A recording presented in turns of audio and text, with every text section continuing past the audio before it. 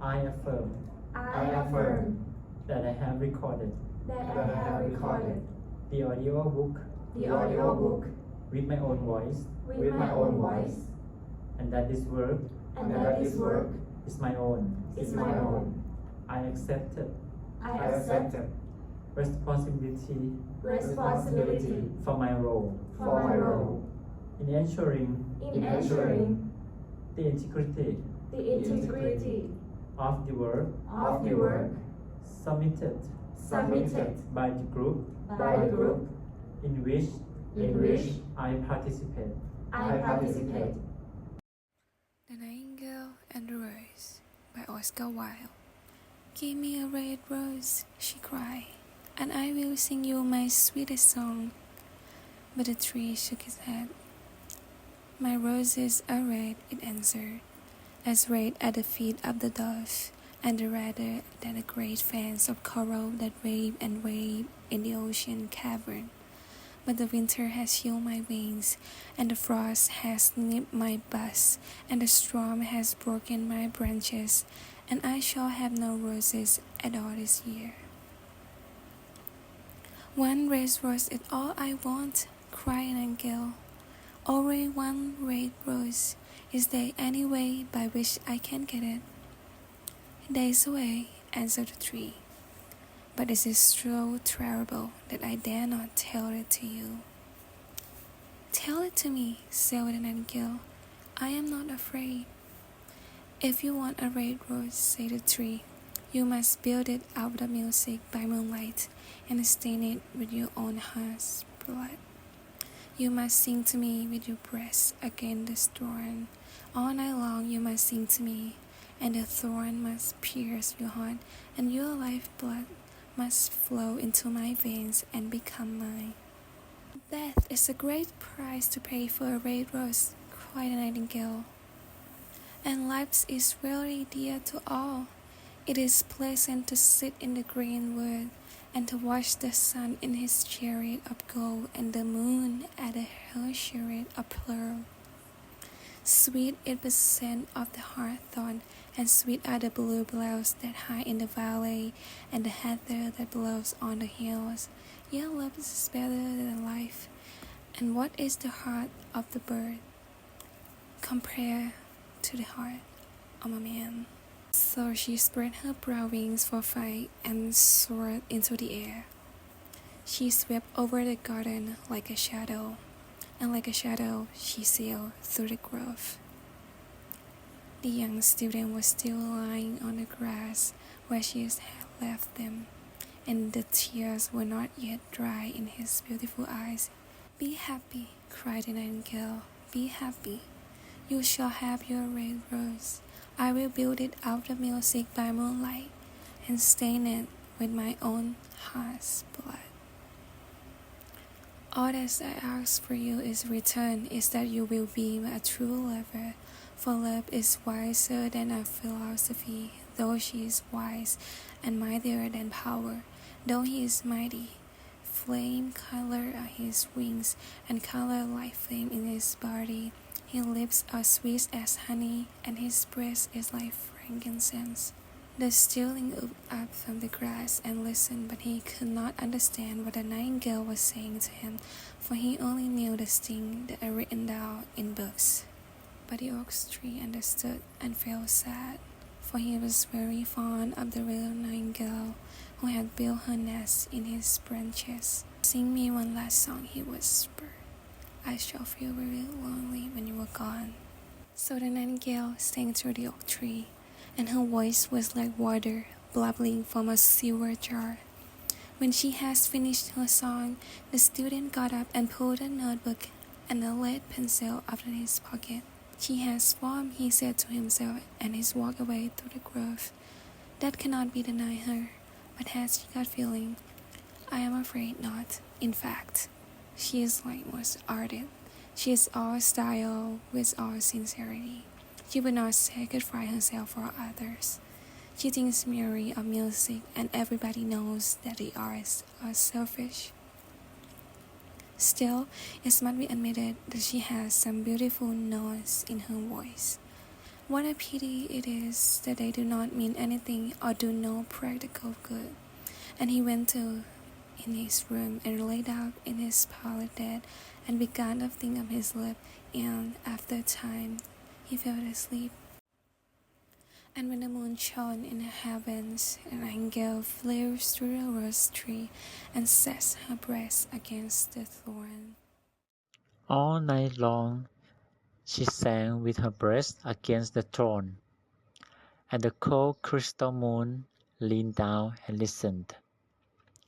All night long she sang, and the thorn went deeper and deeper into her breast, and her lifeblood ebbed away from her. She sang first of the birth of love in the heart of a boy and a girl, and on the topmost spray of the rose tree there blossomed a marvelous rose, petal following petal. A song followed song, pale voices at first, as the mist that hangs over the river,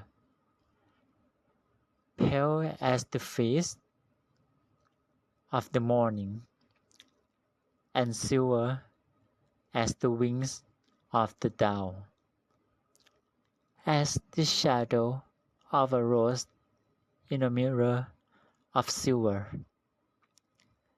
as the shadow of a rose in a water pool.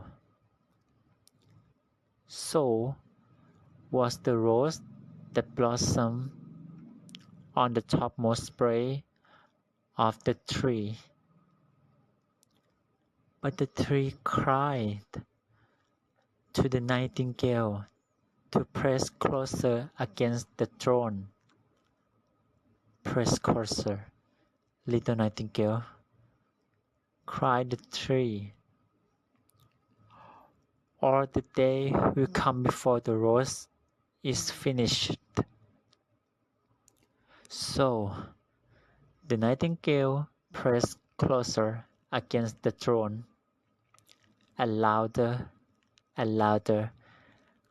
grew her song, for she sang of the birth of passion in the soul of a man and a maid, and a delicate flush of pink came into the leaves of the rose, like the flush in the face of the bridegroom when he kisses the lips of the bride. But the thorn had not yet reached her heart, so the rose heart remained white, for only a nightingale heart blood can crimson the heart of a rose. And the tree cried to the nightingale to press closer against the thorn. Press closer, little nightingale, cried the tree, or the day will come before the rose is finished. So the nightingale pressed closer against the thorn, and the thorn touched her heart, and a fierce pang of pain shot through her. Bitter, bitter was the pain, and wider grew her song, for she sang of the love that is perfect by death, of the love that dies not in the tomb. And the marvelous rose became crimson, like the rose of the eastern sky. Crimson was the girdle of petals, and crimson as a ruby was the heart. But the nightingale's voice grew fainter, and her little wings began to beat, and a film came over her eyes. Fainter and fainter grew her song, and she felt something choking her in her throat. Then she gave one last burst of music. The white moon heard it, and she forgot the down, and lingered on in the sky. The red rose heard it, and it trembled all over with ecstasy, and opened its petals to the cold morning air. Echo brought it to her purple caravan in the hills, and woke the sleeping shepherd from their dream. It floated through the reeds of the river, and they carried its message to the sea. Look, look, cried the tree. The road is finished now. But the nightingale made no answer, for she was lying dead in the wrong grass, with a thorn in her heart. And at noon the student opened his window and looked out. "Why, a wonderful piece of luck!" he cried. "Here is a red rose. I have never seen any rose like it in all my life. It is so beautiful that I'm sure it has a long Latin name." And he reached down and plucked it. Then he put on his hat and ran up to the professor's house with a rose in his hand. The daughter of the professor was sitting in the doorway, riding blue silk on a reel, and her little dog was lying at her feet. "You said you would dance with me if I bought you a red rose," cried the student. "Here is the reddest rose in all the world. You will wear it tonight next your heart, and as we dance together, it will tell you how I love you." But the girl frowned. "I'm afraid it will not go with my dress," she answered. "And besides, the shepherd's nephew has sent me some real jewels. And everybody knows that jewels cost far more than flowers." "Well, upon my word, you are very ungrateful," said the student angrily. And he threw the rose into the street, where it fell into the gutter, and a cart rail went over it. "What a silly thing love is," said the student as he walked away. "It is not half as useful as logic, for it does not prove anything, and it is always telling one of things that are not going to happen, and making one believe things that are not true. In fact, it is quite unpractical, and as in this age to be practical is everything, I shall go back to philosophy and study metaphysics." So he returned to his room and pulled out a great dusty book and began to read.